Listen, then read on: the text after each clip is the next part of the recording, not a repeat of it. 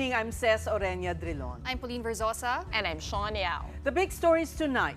The Justice Department talks about arrests. It does not see one for former Senator Leila de Lima after her acquittal was overturned, but the DOJ can see it happening for former presidential spokesman Harry Roque, possibly with the help of Interpol.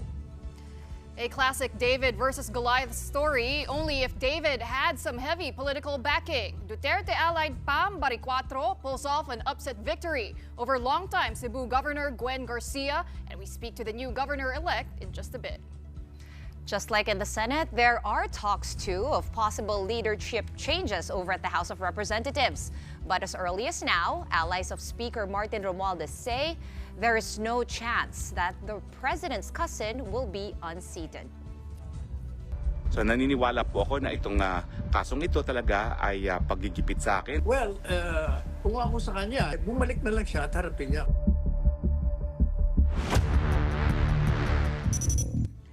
The Department of Justice is now moving to serve the warrant of arrest against former palace spokesperson and lawyer Harry Roque. Their first option, tap the Interpol since Roque remains abroad seeking asylum in The Hague, Netherlands. Recall that a regional trial court in Pampanga issued an arrest warrant against Roque, Cassandra Ong, and 9 others for alleged human trafficking and alleged involvement with Pogo Lucky South 99. DOJ Assistant Secretary Mico Clavanos says the government is already working on bringing Roque home. We will treat this as any other case. So kung meron talagang akusado na wala sa bansa, we will exhaust all our remedies to get him back here into the country. We have already mentioned before through the Secretary and Undersecretary Yusek Nikiti na magsusulat po tayo sa Government of Netherlands ni explain yung mga circumstances around this case. Ipapaliwanag ho natin dyan na ito ay isang halimbawa ng prosecution at hindi persecution. But Roque is adamant he sees his arrest warrant as political persecution for being an ally of former President Rodrigo Duterte. Malacanang and even Duterte legal counsel Sal Panelo has since refuted Roque's claims. Kung ano man yung mga sinasabing di umano hidden wealth niya ay hindi pa rin niya po natutugunan. So paano po kayo magkakaroon ng political persecution? Well, kung ako sa kanya, since abogado naman siya at ang demanda sa kanya ay isang crime, bumalik na lang siya at harapin niya. Kung totoo sinasabi niya na wala siyang kinalaman, then madaling mapatunayan yan. Kasi Still on the DOJ, it has clarified that former Senator de Lima will not be arrested following a Court of Appeals decision to void her acquittal. The appellate court granted the Solicitor General's request to send one of de Lima's drug cases back to the Muntinlupa Regional Trial Court for further clarification. Justice spokesperson Mico Clavano explains this does not mean de Lima will face detention again since the case already has a verdict. This is not a reversal per se of the acquittal. It is more of a remanding of the decision to clarify the decision. No? So, yun po yung procedure. Ang DOJ po, medyo limited po yung role niya dyan dahil OSG po ang mag-handle ng case. It is also good to point out another aspect no, na meron po tayo tinatawag na double jeopardy. So, you cannot be charged anymore for the same crime, especially if someone had already been adjudged and acquitted. Meantime, de Lima's legal team also insisted that the CA did not reverse their client's acquittal. They will file for a motion for reconsideration to challenge the ruling. One legal expert, though, sees the case possibly getting complicated moving forward. In fact, we've read the decision at malinaw naman doon sa desisyon na hindi nire-reverse ang acquittal ha. Bagkus ang sinasabi, ibalik doon sa korte para ibigay yung reasoning. Hindi kami naniniwala na tama yung Court of Appeal sa pagkakataong ito. Kaya kami mag-file ng motion for reconsideration. I don't think there's any need for a retrial because testimonies have already been heard, documents have been submitted. So if the decision of the Court of Appeals finding that the trial court acted in grave abuse of discretion, dinisregard yung mga requirements ng batas tungkol sa desisyon ng mga ganyan, ang ibig sabihin nun, null and void. So it retroacts as if there's no decision at all. Mabubura yun. But of course, ang final say dito, yung Supreme Court. In other news, the province of Cebu still has a female governor, but in case you missed it, no, it's no longer Gwen Garcia at the helm, but Cebu Governor-elect Pamela Baricuatro. It was a surprise win for Baricuatro and a surprise loss for Garcia.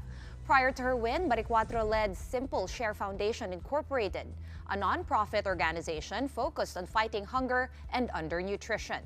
And this is the platform which she ran on. Cebu currently has the highest poverty and hunger incidence in the country. Apart from this, Baricuatro promises to fight corruption and provide accessible health care. In her proclamation speech last Tuesday, Baricuatro also said that she wants to be known as the, quote, people's governor.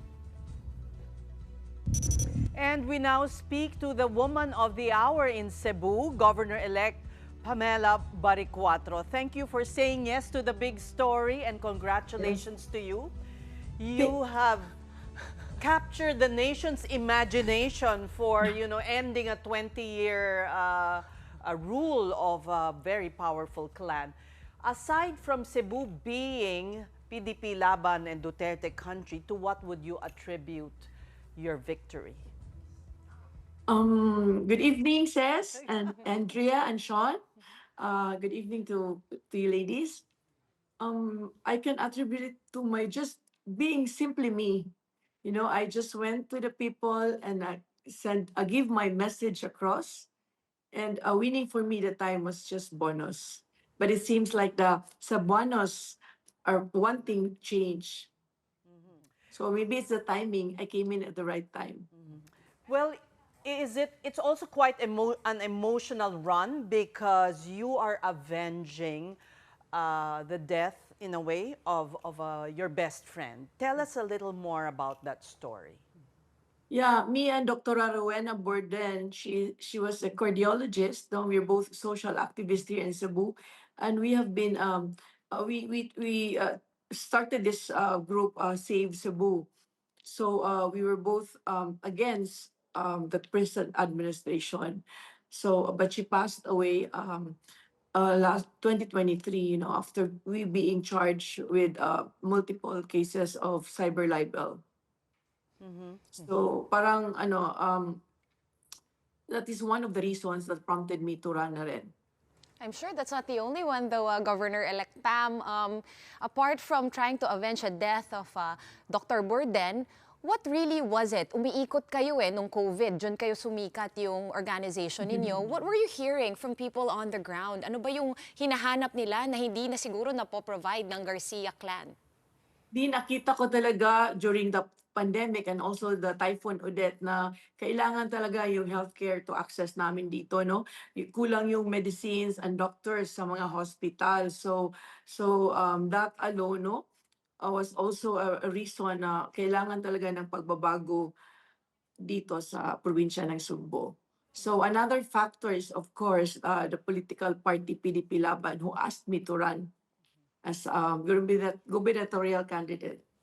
Explain to us, Governor-elect, no, ano ang nangyayari doon? Because dati nasa PFP kayo, Partido Federal, the admin's party, and then you ran as PDP Laban. Where did the shift change? And did the unit team breakup have anything to do with that? Yes. If you know, ang PFP kasi came from mga DDS, mga Duterte yan ang nag-start yan.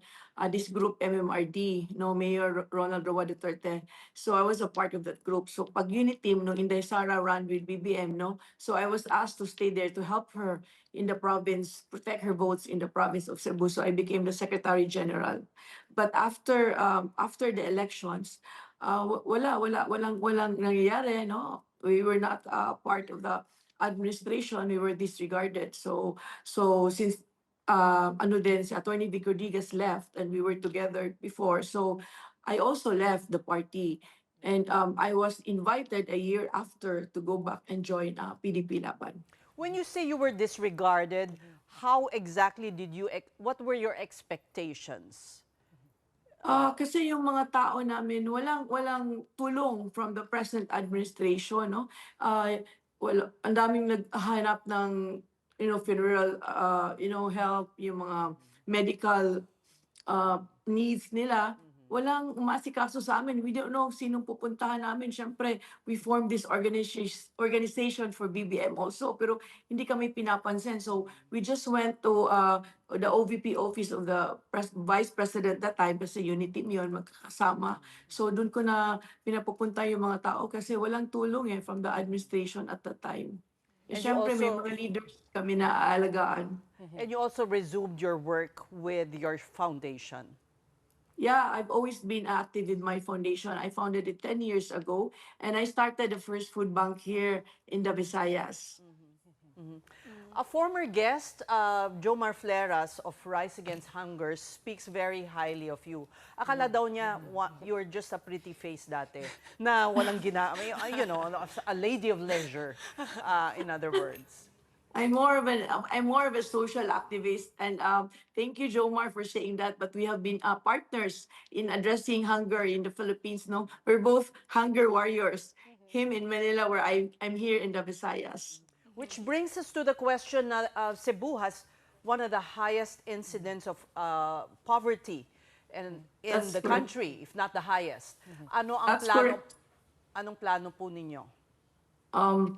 Of course, as you know very well, no, na sa Central Visayas, 1.72 million family in the poverty incidents, and 1.72 of it is in the province of Cebu. So more than half sa poverty incidents sa Central Visayas is in the province of Cebu. I intend to have food banks, both in the north and in the south of Cebu. Kasi, food banking is a proven solution in addressing hunger. So papatuloy natin yung pagiging hunger warrior ko. Pero Gov Pam, given your background in philanthropy, would you say you are ready to handle the political realities of holding public office? Yung mga bangayan, yung mga politika? Investigasyon, corruption. Yeah, yung mga political persecutions, I've suffered it even before I ran for office. I believe I'm in the right age, and I also studied public leadership at the Harvard Kennedy School of Government, which I think is very big help in preparing me for this role that I have now. And what is your plan for healthcare? No? Sort of, doon din naman kayo nagsimula. That's where your organization started. And you're saying that's a big miss in terms of how the Garcias ruled the province of Cebu. What are your top 5 changes that you are going to immediately change? Yes, we intend to increase appropriation in healthcare, and by air ambulance and sea ambulance, build at least 3 level 3 hospitals in the different component cities in Cebu province. And also, we have to put more doctors in our hospitals and put some dignity in the doctors in performing their job in the province. Kasi ngayon, yung mga doctors, naka-GO sila under an agency. So wala masyadong pride in the work that they do for us. So we intend to change that part as well. How will you fund all of that? Yeah, that's one of the biggest problem that I have right now. I think I have to go to Manila and rally among the senators or the agency. Yeah.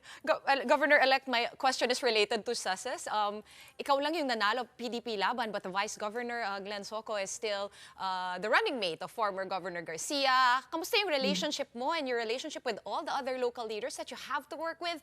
I understand, medyo watak-watak, no? Hindi kayo lahat from the same party. Yeah, that's one of the challenge that I will have when I start to be governor of the province of Cebu. No, isa ding problema yan, but I'm open to collaborations with the other party and the board members and of course the vice governor. Gov Pam, well, you are considered a newbie in politics, but tell us about your relationship with the former president. I believe isa siya talaga sa mga nag-convince po sa inyo na tumakbo bilang governor ng Cebu. Would you say you have a close relationship with Mr. Duterte? Yeah, not only with the president, but also his children. I've been a Duterte supporter since 2016 when I first ran for office.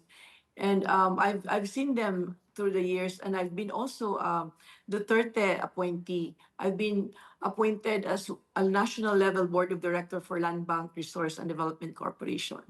And forgive me for having to ask this, no, Governor-elect, pero do you think yung pagkakawatak ng UNITEAM, all these political issues kind of quote-unquote turned the people of Cebu off from Governor Gwen Garcia kasi dating kaalyado siya ni President Duterte tapos lumipat siya sa PFP?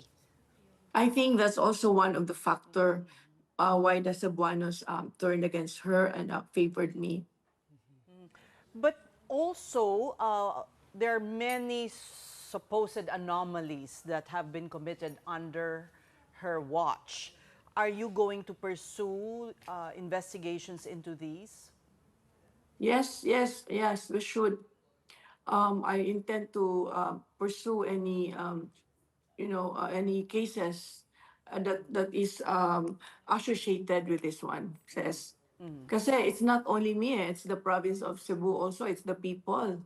Diba? Kung nagkasala sila against the people of Cebu, then they should be answerable to this as well. Unang-una na yung dapat na suspended siya ng ombudsman. Okay, and then now, she defied it. And also, ngayon meron ng TRO, so hindi pa nag-concede, and there were delaying tactics during my proclamation, and now, parang meron pang meron things na dapat na niyang gawin na hindi ginawa ngayon. Kagaya And also, can you be a little more specific? Nag-concede. Diba? Dapat talo ka na with a large margin, no? 1.1 million, no? Yung votes sa akin, at least around over 300,000 votes between us. 350,000. Yes. So hindi yan biro, no? So I think the right thing to do as a good leader, no? You should concede gracefully. Pero parang hindi nangyayari yan ngayon. And tama ba, pinigilan ang inyong proclamation? Yeah, nagkakagulo nga inside, no? Kasi there were supporters, no, DDS supporters there, and we're getting impatient kasi last night pa kami naghintay. And and there were moves on their part to get in and try to negotiate with the COMELEC officials. So medyo nagkakagulo, may commotion during that time. Related to that, no, Governor Pam, that might just not be for your proclamation, but that could be kind of the issue that you face once you step into the capital and begin your term. Ano po yung mga plano nyo? I'm sure this is more for the people of Cebu, this question. Siguro nag-aalangan yung marami. It's going to be a precarious takeoff, no? So I'm sure it would be very challenging. And somebody said nga, it's going to be a political Calvary. But with the mandate that I'm given, I'm prepared. I'm prepared to fight. So Gov, in your first 100 days in office, what would you say are your top priorities? If you remember, there was an issue here in Cebu with Senator Tulfo, yung South Bus Terminal namin, where they have to pay to use the toilets. So that's something that I have to do and make sure that everyone will use the toilets for free. The public should use the toilet for free. Number one and priority. Number one priority. Alam niyo talaga ang mga yung kinikimkim ng mga tao, yung gut issues nila. Kasi, thank you for saying that, Ces. I'm always with people. Yun yung theme ng ng campaign ko. It's just simply being with them, talking to them, and feeling what they're feeling. Yun lang naman, simple. Walang pageantry yung candidacy ko. So, I just did it my way. Pero some would say, inidoro, bakit yun ang priority? Hindi naman yung top priority, but it's something that I need to do in the first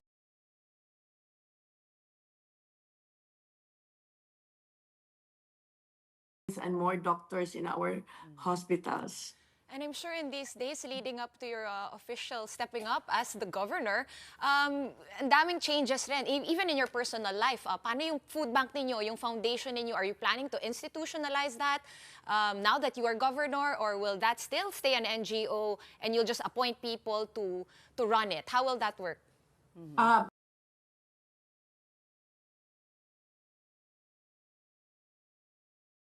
Foundation, but I intend to bring food banking into my governance as it is a proven solution in addressing hunger.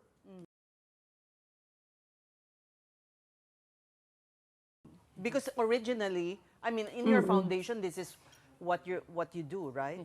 Yeah. So what I can do is, alam mo, kailangan ng warehousing for the food, for the surplus food. So what we can do, we can have a partnership with foundations, no, especially food banks. So we can have partnership and we can provide them with a space where they can put their warehouse for as long as they also help us in addressing hunger in our most vulnerable barangays. I also heard about, in an earlier interview you gave, the priority on industries, which will, of course, in turn lead to more jobs. Which particular industries around the province of Cebu? Siyempre, hindi kasama dyan yung Mandaue, I believe, in Cebu City. So really, the more rural areas, what industries are you looking to revive? Yung mga agribusiness, ang problema namin dito, yung food insecurity din. Hindi na address nila yung agricultural issues dito sa Cebu. So like yung food basket namin dito, a town called Dalaget, wala man lang siyang food processing, walang cold storage facilities. So which means yung farmers have to sell their goods that very day, otherwise masisira siya. So the middlemen buy it at a very low rate. So and these farmers, they've worked for it for months, no? Tapos bibilin lang ng murang-mura. But if we have a cold storage facility and as a processing facility, it would really help the farmers. So we will also look into that. Well, Cebu was one of the places where the 20 peso per kilo rice was launched. Will you cooperate with the DA in making this available to the population?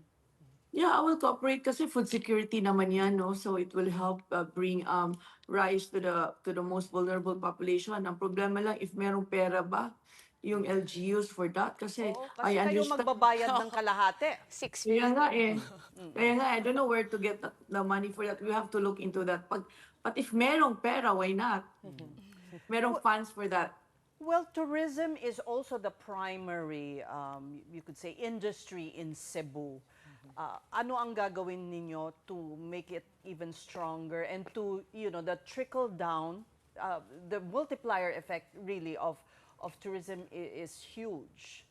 So, alam mo, meron kaming problema sa tourism kami dito sa Cebu. Parang bumababa yung mga tourist influx namin dito. Most of them, they just use it as a transfer place going to Bohol, going to the other Visayas provinces, no? So we have to look into that. The way things are right now, parang kulang ng tourism infrastructure dito. And also, masyadong controlling yung provincial government with the tourism industry. Everything has to pass through them. May portal siya na if you want to go to a certain place, you have to go online and pay via the capital. So parang how about in spontaneous tourism pag ganun? So tapos ang mahal-mahal ng bayad ng mga entrance fee for the butanting, the whale shark thing. So everything is being controlled by capital right now. Well, so yun nga po, ang daming plano, and it all boils down also to execution, implementation. Pero I just wanted to go back to your upset victory, because we did compare it to like David and Goliath, right? You beating a dynasty in Gwen Garcia. What would you say is your biggest takeaway sa inyong kampanya? Because you also ran without a slate, and you're a new name. But here you are, now a governor-elect of a big province such as Cebu. I'm like a David without a sling. Ang hirap talaga kasi the funds and also the machinery, absence of those, no? But I think what I've learned is, I think being kind is everything, you know. I think Cebuanos had enough of dominance and that kind of attitude in the leadership in the province, no. So that was the only contrast I see between her and me. So and we just need to reach out to the people. For after all, you know, governance is not about overpowering people, but empowering people. Well, nicely said. But no single mayor also supported you. Actually, meron akong isang meron. mayor from Danao, Mayor Nito Dorano. Isa lang talaga nag-endorse sa akin. Oh, they are an opposition family, no? So, in the north part of Cebu, yun lang talaga. But the rest is not mine. So, can you work with all the mayors that are elected, Yeah. that have been elected? Oo naman. I believe, regardless of political affiliation. yes, correct. I believe in collaboration.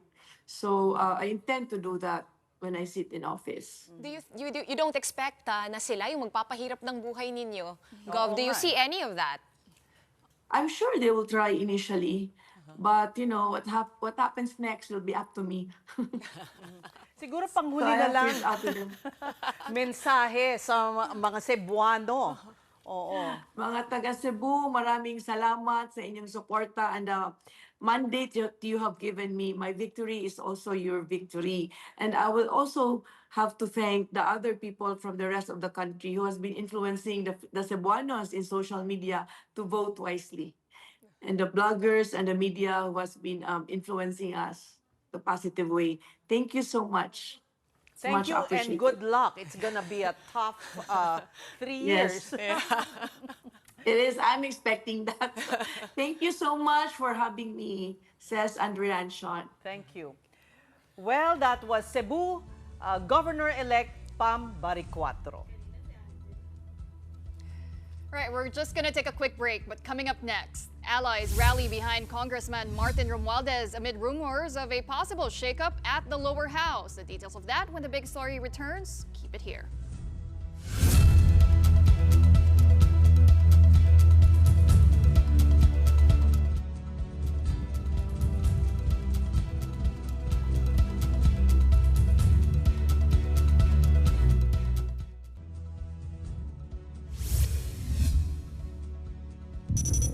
The big story is back with Alianza campaign manager Toby Tiangco saying the administration slate became a sitting duck to political events before the midterm elections. Only 6 of Alianza's full slate won in the recently concluded polls.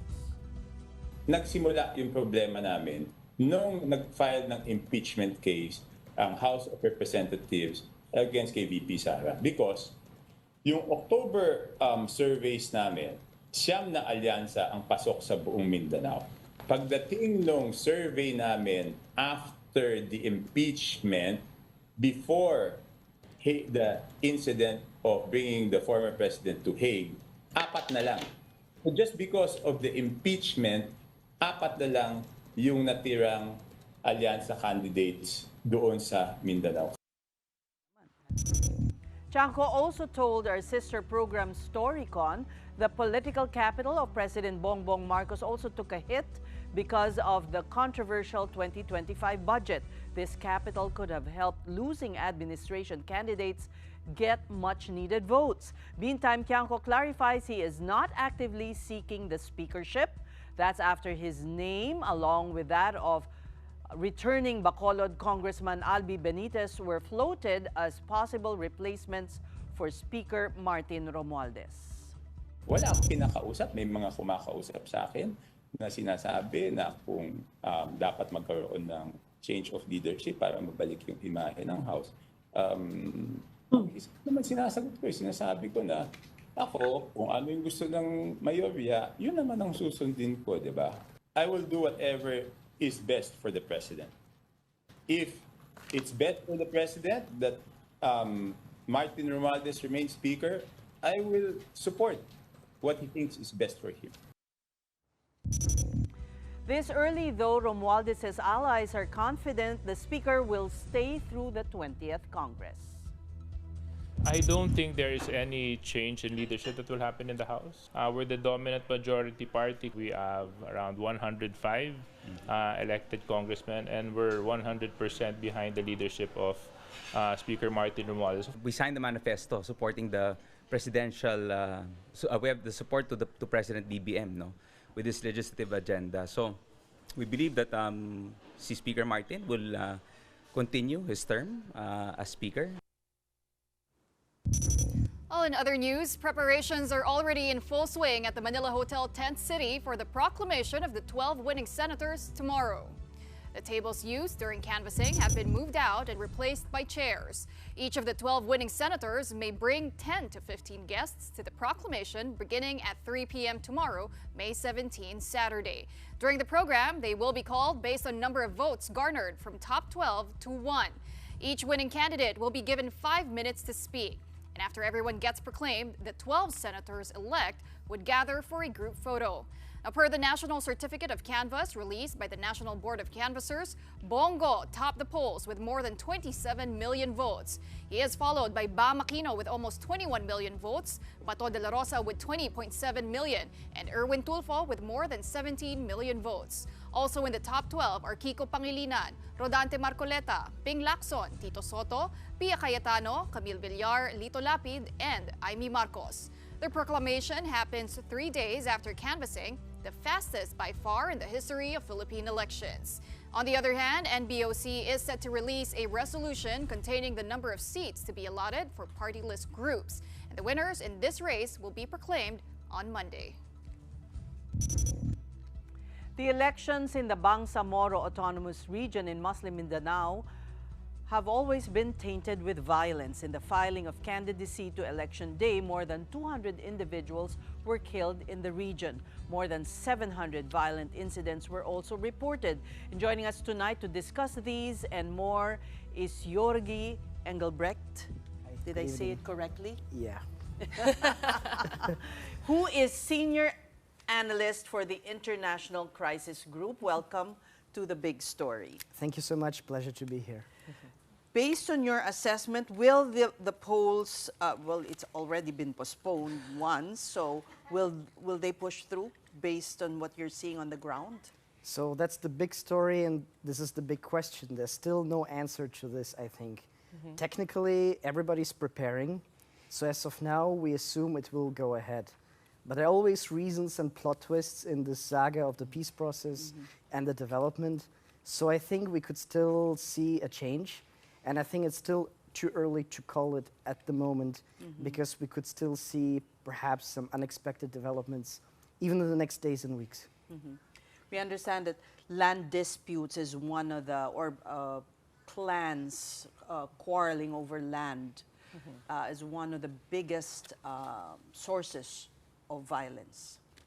Yes, so according to our monitoring, since the signing of the peace agreement, we're now at the implementing stage of this peace process. The BARM is an autonomous region that is trying to really bring peace and development to the area, but it's not that easy. So most of the disputes that exist now within the Bangsamoro are shaped by politics and resource-based conflicts, primarily over land, because that is actually how the whole conflict started in Mindanao. It was all about, you know, who owns what, and right now some of these tensions come to the forefront, added up the politics, and now also climate change that here and there also reinforces these issues. Well, you just mixed up a lot of risks right there. There's environmental risk and the political risk, internal risk. But don't you think that separating provinces, that seems to be sort of the ongoing answer to these land disputes? You know, like we just recently saw Maguindanao divided into Del Norte and Del Sur. Do you think that's a good way to kind of de-risk these ridos or clan wars in the area? That's a very good question. I mean, when the Ampatuan family under Andal Ampatuan was still in charge of Maguindanao, we've seen these instances of gerrymandering. But that happened because of politics. And these days, we also had the effort to separate some of the municipalities that arguably also happened because of political reasons. So the answer to land disputes, it might have some advantages that we have two Magindanaos now, because there's obviously more space to do the right calls to diffuse problems. But I think you still need to go beyond that. You need to tackle the problem on the community and municipal level, create policies that are, that need to be in place so that people will resolve these disputes peacefully. Not to mention handling the firearms and the guns. Because people can always have a conflict, but the question is, when do they resort to violence? And I think it's not always a given that, I pick up my Colt 45 or my rifle and then shoot at my neighbors. There are always factors that make it happen. And I think it's our task to understand it and really make the right decisions of what triggers exactly what conflict when. You wrote an article in Mindanao last December, and you specifically zeroed in on this controlling the arms, because as per the 2014 peace agreement, there was a gun exchange. It was all over the news. They laid down thousands of arms, but you also stated that a lot of small firearms have also rematerialized, and you said that there is a lack of an actual specific policy as to how to disarm the former MILF members or other rebels. Yeah, I mean, that's another perennial question. I think if you even go back in history, when, for example, the Americans controlled Sulu, one of the anti-colonial revolts happened when the colonial power wanted to disarm the Moro people. Until now, I think the problem is actually not so much with the guns. It's that they're being used, obviously, for nefarious purposes. I think the idea is people can have firearms for self-defense, because disarming the whole of Mindanao also needs to probably, be followed by disarming other places in the Philippines, right? It's more about management and finding, like you said, a right policy, what to do with it. The problem is that we know what to do with the rebel groups. The MLF has signed the peace agreement. They will be slowly decommissioned, and we're still waiting for the final phase. But the small firearms of every civilian, or even a combatant, or a politician, they will not be, there's still not yet a mechanism in place. So the government is working on it. The MLF is working on it as well. But if you're a common former rebel, and in your barangay you have someone who perhaps wants you dead or has a dispute with you, what's the incentive for you to disarm? So that shows we need to tackle the root cause. And perhaps, like many years ago, when I had an interview with a commander, he basically showed me his firearm that was Which commander? An MILF commander? Yeah, unfortunately he passed away already, but he showed me and explained to me that this is only for protection, that there's no other way, but given the circumstances, this is basically the reality. And I think wherever you go, it's a reality that people have arms. Complete disarmament out of a sudden will not happen. So we need to do it a bit more phased and have a really proper idea of what to do. Because every armed group is also different. There are extremist groups, so-called extremist groups, that obviously need to be disarmed. But for the average civilian, I believe the Philippine law gives a lot of liberties vis-a-vis carrying firearms. Even journalists can do that, I think. So where even to begin to untangle that, right?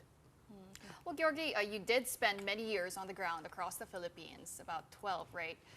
And during that time, well, that also included talks with indigenous elders and youth groups. Tell us how their generational perspectives differ when it comes to insurgency and peace. I mean, that's a really tricky one, because at the end of the day, many things are local. So it also depends what group we talk about. Is it, for instance, the non-Muslim, non-Moro indigenous people that are sometimes trapped between the government and the former insurgents? Because for them, it's now about, let's say, survival and making sure that the peace agreement also favors them. But when we talk about the MILF, the young people always look up to their leaders. After all, they've been fighting for what is now the BARM. The young sons of the traditional politicians and daughters are now also in place.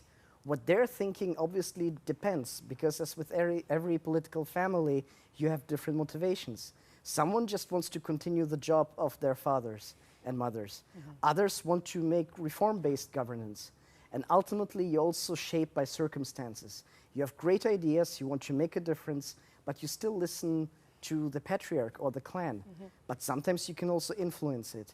And for the common Tao, for the people, for them, they basically struggle with day-to-day questions about food, about health. And in that sense, I think the game changer now obviously is social media.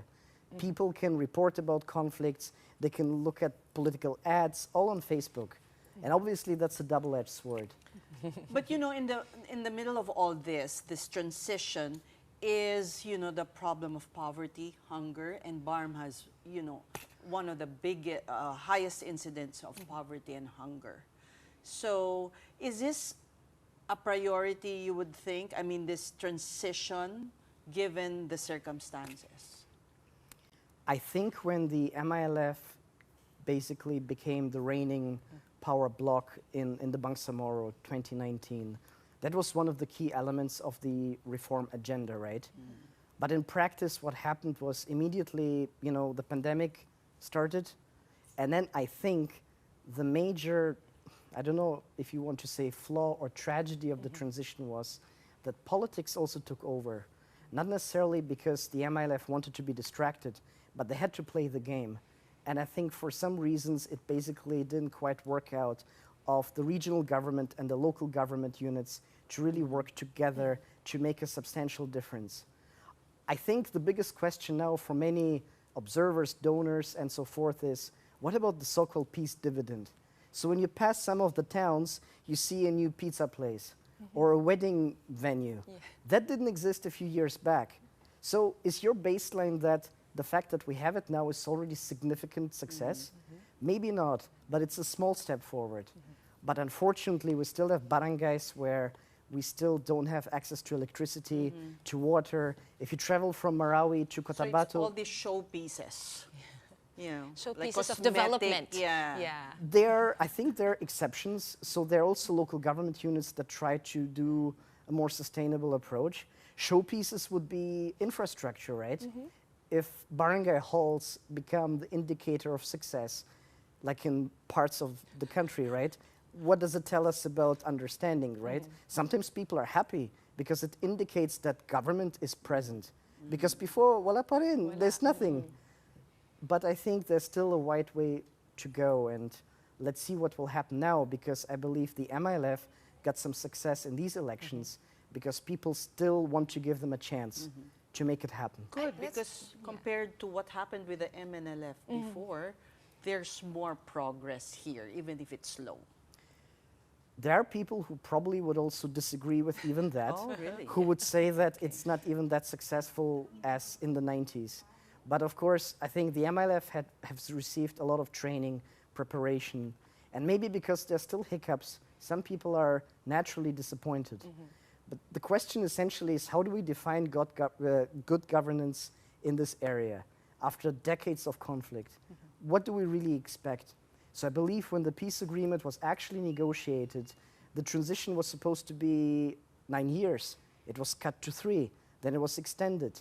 And in the middle of it, the power equation between the local elites and the MILF. And this power play has also, unfortunately, I think, taken away some of the energy that could have been used to really make things smoother. But I think one thing about BARM and Mindanao, it's still one of the few peace processes that actually still holds in the world. In the world. We have Colombia that already sees that's why problems, we're right? saying, you know, it's still... There's still hope in there. There's still hope. It could be worse. But what can the national government do to, you know, really, maybe not speed up, but put more heft like behind throw this? their weight, right? Yes. Yeah, behind the MILF. Because yes, or does it even have that inclination? Do you find the interest waning, you know, from the time the peace agreement was signed? That's a very good question. So I think the good news is President Marcos Jr. continued the peace process that essentially Aquino started, Duterte continued. So in general terms, everybody knows this is the way to go. Because if the Philippines still has an external challenge, if you look to the west, to the north, peace in Mindanao is priority. The question is how to make it happen specifically on the ground level.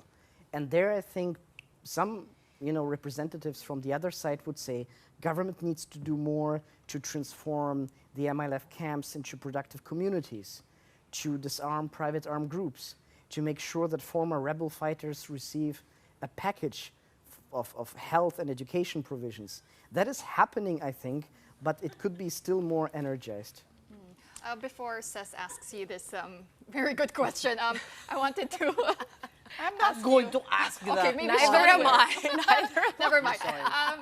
Yorgi, part of your work also covers the South China Sea dispute, right? How do tensions there, I'm curious, how do tensions there affect internal conflict dynamics here in the Philippines? That's also a very good question.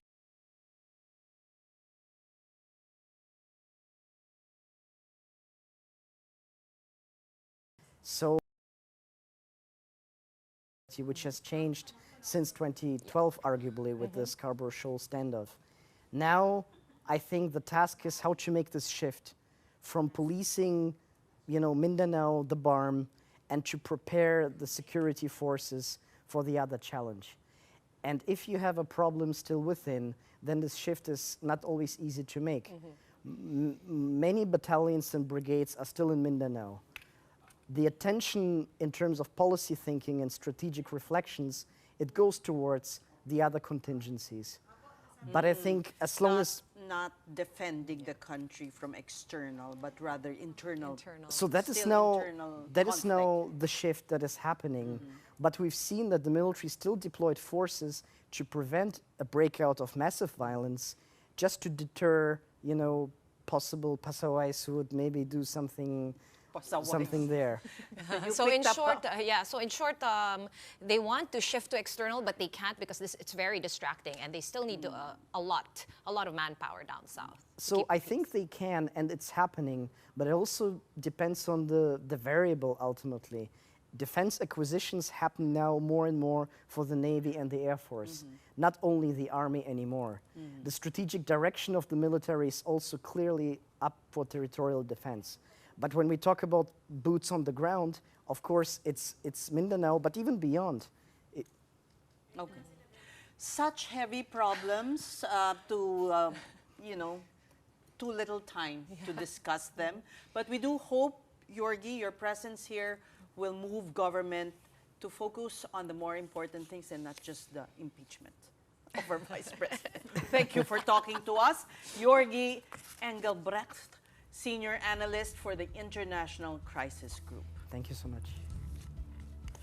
At this point, we're going to be pausing for another quick break, but when we return, the DOJ continues the preliminary investigation on Vice President Sara Duterte's sedition and grave threat complaints. We have updates when the big story returns. Keep it here.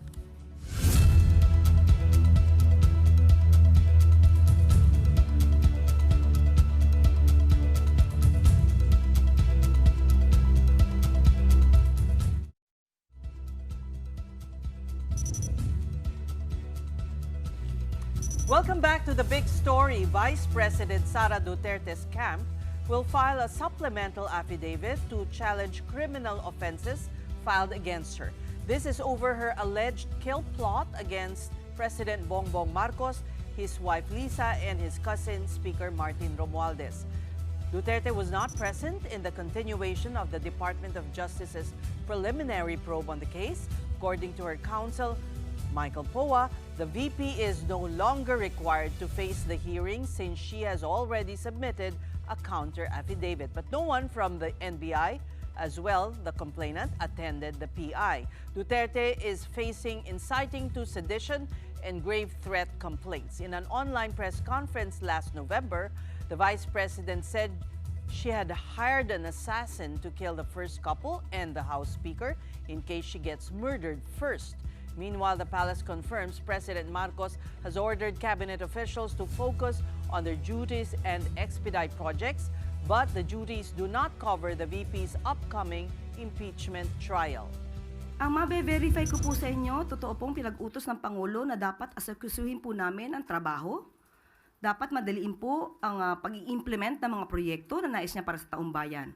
Pero pagdating po sa impeachment, yan po ay nasa kamay na po ng Senado, nasa kamay na rin po ito ng mga prosecutors. So hayaan na lang po natin yung prosesong dumaloy ng normal.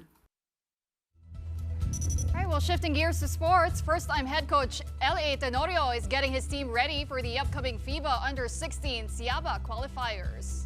With a new team and coaching staff, the Gilas youth coach faces a tough challenge as they learn how to work together. But Tenorio is committed to shape the players with the right mindset for a potential gold medal finish. The Philippines has a track record in the Under-16 Siaba qualifiers, winning all 5 seasons since 2011. The Siaba qualifiers will be at Brenzi Giao Convention Center in San Fernando, Pampanga from May 24 to 30. And all games will be broadcast live on One Sports and the Pilipinas Live app. So far, so good naman. So far, so good yung practice namin. Yun nga lang, marami pa kaming kailangan i-cover. In the end of the day, you know, I'm enjoying my time with these boys. I just told the guys that, you know, whatever happens, you know, just do their best. Gawin lang nila kung ano yung mga dapat nilang gawin. And who says hashtag sustainability only happens on Thursdays? Our big picture on this Friday night is sustainable transport. The Pedal and Repair Bike Workshop held earlier today in Quezon City featured innovative bicycles. In these photos by Michael Vargas of the Philippine Star, we can see different bicycles by exhibitors, some made of bamboo with pedals crafted from rice husk. The event also introduced equipment buyback programs to promote clean air, sustainable transport, and healthy living. This movement toward community engagement and eco-friendly mobile solutions. Wow. Actually, biking is the best way to move from one place to another. Yeah, if only we had better, I guess, Better roads, safer roads. But can you bike? I mean, the real bike, I'm not. I mean, I can bike, but I'm not very good, and I'm also zero confidence. I'm Me too too. scared. I'm too scared. I don't have the endurance for biking, you know, when it's uphill. Yeah. Sometimes you think, when you rent a bike, right, you're like, okay, this should be easy. But then, pag uphill na, biglang, okay, hindi ko pala kaya. We should get lessons from Jiho. Yeah, Gretchen Ho. Oh, yes. Turuan mo kami mag-bike. Yeah. Kasi that's the most sustainable, diba? It is. And it's also a good workout, good for cardio. Maybe we can have them on sustainability. Actually, yeah. All right. Yeah. Future guest. And maybe that will finally give us a final push to start biking. On that note, that is it for the big story this Friday evening and for this week. We are One News, all sides, all the time. Thank God it's Friday. Thank you for watching. Have a good night and have a great weekend.